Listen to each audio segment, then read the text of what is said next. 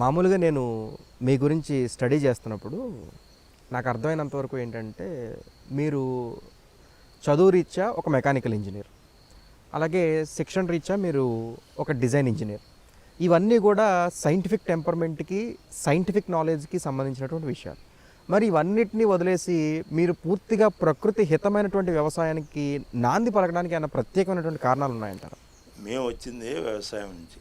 మా తల్లిదండ్రులు నల్లూరుపాలెం, రేపల్లె తాలూకా, water Guntur district, ఇప్పుడు బాపట్ల డిస్ట్రిక్ట్. అక్కడ వ్యవసాయంలో మా నాన్నకు ఉన్న ప్రీతి ఇంత అంత కాదు. మా నాన్నగారు నేను 5వ తరగతి చదువుతున్నప్పుడు నా చేయబట్టుకుని, బాబు ఎస్ఎస్ఎల్సి వరకు చదువు, ఆ పైన చదువులు మనకు అవసరం లేదు, మనం వ్యవసాయదారులు, మన చేయి ఎప్పుడు ఇలా ఉంటుంది. నాకు సంధ్యాకాలం అనమాట, పొలాల నుంచి ఈ ఊళ్ళోకి ఎంటర్ అయ్యేటప్పుడు ఆ ప్లేస్ ఇప్పుడు కూడా నాకు గుర్తు. 5వ తరగతిలో చదివేటప్పుడు మన చెయ్యి ఎప్పుడు ఇలా ఉంటుంది. అందరూ మన దగ్గరికి వస్తారు, కలాం దగ్గరికి పనిచేసే అందరికీ ఆ రోజు వాళ్ళ కళ్ళల్లో ఆనందం చూస్తే అదిరా మనకు కావాల్సింది. ఉద్యోగం అంటావా, ఉద్యోగం అంటే ఇట్లా చేయి చాపాలి. వ్యాపారం అంటావా, అందరిది దోచుకోవాలి. అది వారు చెప్పినప్పుడు వ్యవసాయానికి మెచ్చింది రెండేది లేదు. వ్యవసాయంతో నీ ఆరోగ్యం బాగుంటుంది. అందరికీ అమృతాన్ని ఇచ్చే వాడు వ్యవసాయదారుడు. అమృతాన్ని ఇచ్చే వాడే ఆకలిని తీర్చేవాడు, అన్నపూర్ణ. ఇవన్నీ ఒక్కొక్క గింజ గురించి ఆయన కింద పడితే ఆ వెతుకు ఆయన దీని యొక్క కృషి గురించి చెప్పేవాడు అనమాట. ఎంత నీళ్ళు, ఎంత ఖర్చు, ఇవన్నీ. ఇలాంటి వ్యవసాయం ఈరోజు ఎలా అయిపోయిందంటే దారుణమైన స్థితిలో మనం ఉన్నాం. మనం విషపూరితం తినటమే కాకుండా భూ కాలుష్యం, జల కాలుష్యం, వాయు కాలుష్యం, అన్ని రకాల కాలుష్యం. అట్లాగే ఈ కార్బన్ డైఆక్సైడు, కార్బన్ ట్రాప్ అయ్యి ప్లానెట్కే ముప్పు వస్తుంది. ఇప్పుడు mother earth planet 2.6 degree centigrade rise అయితే మీకు కాకినాడ, బంగ్లాదేశ్ ఇవి హైయెస్ట్లో ఉంటాయి అన్నమాట. ఈ రెండు పోనీ అంటే ఈయన కలకటా, బాంబే ఇవన్నీ ఇమర్స్ అయిపోతాయి. అది ఎప్పుడో కాదు, వితిన్ 10 years మనం ఇలాగే మనం పట్టించుకోకపోతే ప్రపంచాలు అన్నీ కూడా. ఇందిరాగాంధీ గారు కూడా ఎక్స్ ప్రైమ్ మినిస్టర్ రియాద్ 1972లో వెళ్ళి 2% of GDP will spend on environment మీద చేస్తానని చెప్పి వచ్చారు. అది జరగలేదు. తర్వాత అనేక సదస్సులు జరిగినాయి.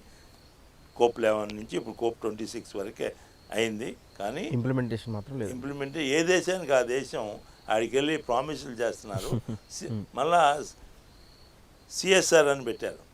CSR ఫండ్స్ యాక్చువల్గా దీనికి వెళ్ళాలి, కానీ దీనికి వెళ్ళకుండా అది కూడా ఒక పెద్ద మాఫియా లాగా అయిపోయింది. అది ఎందుకు CSR పెట్టారు, పర్పస్ అది టోటల్గా దేనికి? పర్యావరణం అంటే మనం అగ్రికల్చర్లో మనం ప్రకృతి వ్యవసాయం చేసామనుకోండి, ఇంకా పర్యావరణానికి ముప్పు ఎక్కడిది? నువ్వు తీసుకునే ఆహారాన్ని బట్టి నువ్వేం తీసుకున్నావు? నువ్వు మిల్లెట్స్ తీసుకుంటున్నావా, రైస్ తీసుకుంటున్నావా? నువ్వు కషాయాలు తీసుకుంటున్నావా, కాఫీ టీ తీసుకుంటున్నావా? నువ్వు రిఫైన్డ్ ఆయిల్స్ తీసుకుంటున్నావా, ఎద్దు కట్టి గానుగలు తీసుకుంటున్నావా? షుగర్ తీసుకుంటున్నావా, తాటి బెల్లం తీసుకుంటున్నావా, ఈత బెల్లం తీసుకుంటున్నావా, జీలుగు బెల్లం తీసుకుంటున్నావా, కొబ్బరి బెల్లం నువ్వు దీన్ని బట్టి నీ కన్జంప్షన్ బట్టి ప్రైమ్ మినిస్టర్ ఏం చేయవసరలా. నీ కన్జంప్షన్తో నీ ఆరోగ్యం బాగవుతుంది. ఎందుకని మిల్లెట్స్ 300 లీటర్లు సరిపోతుంది. రైసు 8,000 లీటర్స్ కావాలి, 1 kg రైస్ కావాలంటే. వీటు 10,000 to 12,000 litres. Sugar cane requires 28,000 litres. Non vegetarian ఏదైతే మాంసం తిన్నాో దానికి 55,000 లీటర్స్ కావాలి. మరి రీసోర్సెస్ని ఆ విధంగా స్వాహా చేస్తుంటే ఎన్ని డ్యాములు కట్టి ఏం చేసి ఇది ఇంక యాక్చువల్గా నీకు రైస్ రేట్ ఎంత అనుకుంటున్నారు? ఈ ఖర్చు పెట్టింది ఈ పాత రోజుల నుంచి డ్యాములు కట్టి 1 kg 2,500 రూపాయలు దాని మీద కాస్ట్ పడుతుంది. ఇదంతా వనరుల్ని నువ్వు విధ్వంసం చేయటం.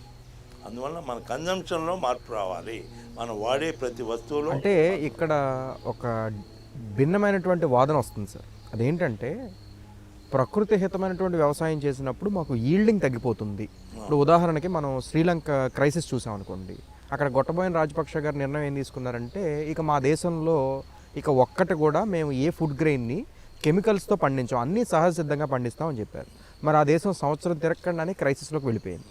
మరి ఇటువంటి నేపథ్యంలో మరి అందరికీ భారతదేశం లాంటి సువిశాలమైనటువంటి దేశంలో 139 కోట్ల మందికి అన్నాన్ని అందించడం, ఒకప్పుడు అసలే అన్నమో రామచంద్ర అని డొక్కల కరువులోటువంటి జీవించినటువంటి సమాజానికి ఇటువంటి ప్రకృతి హిత ఆధారమైనటువంటి వ్యవసాయం చేస్తే అందరికీ అన్నం పెట్టడం సాధ్యం అవుతుందంటారా? అదే ఇది చాలా వితండవాదులు మాట్లాడే మాటలు ఇవన్నీ. వాళ్ళకి ఉండేది ఏది చేసినా కూడా దానికి మసిపూసి మారేడికాయ చేస్తారు. శ్రీలంక ఎందుకు అది అలా అయింది? Not because of natural farming, because they are depend totally on tourism. ఆ టూరిజంలో కంప్లీట్ ఈ కోవిడ్ వచ్చినాక 2 years కంప్లీట్గా టోటల్లీ వాళ్ళకి ఉండేది తెలియదు. ఒక ఇండస్ట్రీ లేదు, ఒక అదర్ ఇన్కమ్ లేదు. ఓన్లీ దాన్ని పట్టుకుని దీనికి ఉద్దేశిస్తే ఎలా? మన యొక్క ఇక్కడ నేను చెప్పేది గ్రీన్ రెవల్యూషన్ వచ్చింది. దానివలన కొండనాలికి మందేస్తే ఉండనాలికి పోయిన సామెత అది. అది సరిగ్గా అర్థం చేసుకోవడానికి ప్రయత్నించాలి జనానికి. మనకి వ్యవసాయంలో ఈరోజు మనకి టెక్నాలజీస్ ఎంత ఉన్నాయంటే, నిజంగా ఆహారం కావాలంటే నువ్వు ఉండే కాంక్రీట్ జంగిల్ ఉంది చూసారా, ఓ కాంక్రీట్ జంగిల్లో ఒక ఇంట్లో ప్రొడ్యూస్ చేసుకుంటే ప్రపంచాన్ని మొత్తానికి ఇవ్వగలిగే శక్తి ఉంది. అది ఎలా ఏంటి అనేది దాంట్లో టెక్నాలజీ నీకు కావాలంటే అంత టెక్నాలజీ మీకు ఉంది. అది అంటే ఇందులో రీసెర్చ్ అండ్ డెవలప్మెంట్ ఇంకా రావాలంటారా ఈ ప్రకృతి హిత వ్యవసాయంలో? Square foot gardening, vertical gardening, hanging gardening, roof gardening, నీకు అంతా ఉండి నీకు ఎంత భూమి ఉండి, నేను చెప్పేది మన కాంక్రీట్ జంగిల్లో పూర్తిగా మొక్కలు లేకుండా చేసుకున్నది అనారోగ్య పాలవుతూ మన ప్రపంచానికి ఇది కాంక్రీట్ జంగిల్. దీన్ని ఎలా బయటపడాలనే దాంట్లో కూడా if there is a will there is a way. Concrete జంగిల్లో కూడా నాకు ఛాన్స్ ఇస్తే I can create that itself like urban forest. It is urban forest అనే కాన్సెప్ట్ వచ్చేస్తుంది. ఈరోజు ప్రతి లేఅవుట్ చేస్తే అది కాంక్రీట్ అయిపోవాలి 2 years లోపల. ఆ సిస్టమ్ వస్తుంది. దానికి కూడా సొల్యూషన్ ఉందంటున్నాను. మనం చేయాలంటే ఇంత భూమి పెట్టుకుని ఈ భూమి పెడితే ప్రపంచానికి ఒక ఇండియానే సప్లై చేయగల శక్తి మనకుంది. అలాంటి దాన్ని మనం ఊరికే గో ఆన్ టాకింగ్ అబౌట్ ఇదేదో హైబ్రిడ్ అంటూ హైబ్రిడ్ విత్తనాలు తీసుకొచ్చి 1958 పందేరు అంటే చాలా గొప్పగా చూశారు. మన పెంటపోగు దగ్గర నుంచి పందేరు వస్తే ఆయన పందేరు తీసుకొచ్చారు అని. ఈల్డ్స్ తక్కువ అనే మాట అడ్లీ సరిగ్గా చేస్తే ఎక్కువ ఉంటుంది. మేము చేస్తున్నాం ఆర్గానిక్. మీరు వెళ్ళి చూడండి వెజిటబుల్స్, మీరు మిల్లెట్స్ చూడండి, అసలు ఎరువులే అవసరం లేదు. మిల్లెట్ నువ్వు కేజీ 10 మంది తినొచ్చు. రైసు 2-3 అయిపోయింది కేజీ.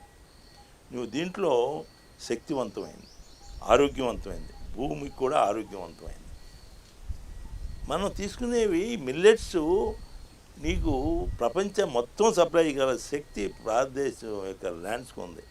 మనం చైనా కంటే ఎక్కువ మన ల్యాండ్ ఎక్కువ అగ్రికల్చర్గా. మీరు అంటున్నటువంటి పరిష్కారం ఒక వ్యక్తి స్థాయిలో రావాలంటారా, ప్రభుత్వాలు ముందుకు రావాలంటారా? ఎలా చేస్తే? ఇండివిజువల్గా రావాలి. ప్రభుత్వాలు ఎప్పుడు రావండి. ప్రభుత్వాలు ఏం చేయలేవు. ప్రభుత్వాలు ఎప్పుడు చేస్తాయంటే ప్రజలలో మార్పు వస్తున్నప్పుడే ప్రభుత్వాలు. నువ్వు ఊరంతా నాకు 2 ఓటుకి డబ్బులు ఇచ్చారు, నువ్వు 3వ ఇవ్వలేదు, నేను ఓటేనని కూర్చునే స్థితి వచ్చినప్పుడు ప్రభుత్వాలు వాళ్ళు ఎందుకు ఆ డబ్బు ఖర్చు పెట్టే డబ్బు ఎక్కడి నుంచి వస్తుంది వాళ్ళకి? మనమే ఇండివిజువల్గా నువ్వు కన్జంప్షన్ నువ్వు మారు.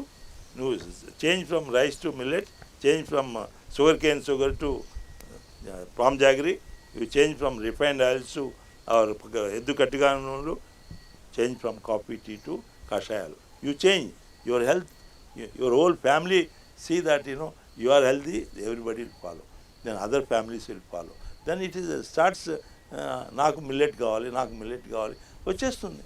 ఇప్పుడు హోల్ యునైటెడ్ నేషన్సే ఈరోజు చెప్తుంది మిల్లెట్స్, ప్రపంచం మొత్తానికి మిల్లెట్స్ అని చెప్తుంది. అవును. ఎందుకు చెప్తుంది? ఇది అవేర్నెస్ నువ్వు కన్జంప్షన్లో నువ్వు తీసుకొచ్చినప్పుడు ప్రజల నుంచి వచ్చింది, వాళ్ళ నుంచి రాలా. అంతే. ప్రజలే. ఉదాహరణకి మీకు ఎంతో సహచరులు మన కాదర్వలి గారు. అవును. సో మనకి Indian institute of for military research అనేది హైదరాబాద్ నగరంలో పెట్టినా కానీ వాళ్ళు దశాబ్దాల క్రితమే పెట్టినా ఇప్పటిదాకా ప్రచారంలో లేదు. కానీ కాదర్వలి గారు 2 ఏళ్లలో అది సాధించారు. ఎందుకంటే ఇంటింటికి వెళ్ళారు. అవునండి, ఒక మనిషి స్థాయిలో చేసి చూపించారు. మన దాన్ని నిరూపించారు. ఒక విలేజ్కి వెళ్ళి విలేజ్లో ఎంతమంది బీపీ ఉన్నారు, ఎంతమంది డయాబెటీస్ ఉన్నారు, ఎంతమంది క్యాన్సర్ ఉన్నారు, ఎంతమందికి థైరాయిడ్ ఉన్నారు చూసి అక్కడ వాళ్ళకి ఈ అమృతాహారం అనే ప్యాకేజీ మేము పెట్టింది. అమృతాహారం అని దాంట్లో మిల్లెట్స్, కషాయాలు, కట్టిగాను, తాటి బెల్లం అవి ఇంకేమి చేయలే.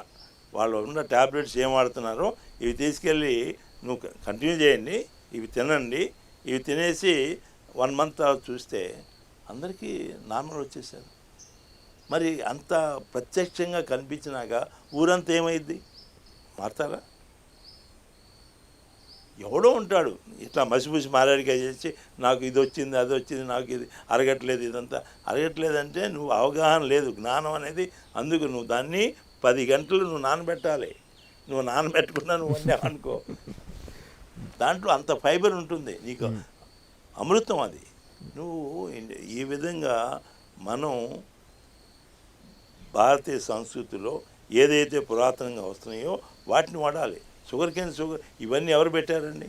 బ్రిటిష్ వాళ్ళు తీసుకొచ్చారు మనని పూర్తిగా మన సంస్కృతిని పాడు చేయటానికి. Like and subscribe Eagle Media Works.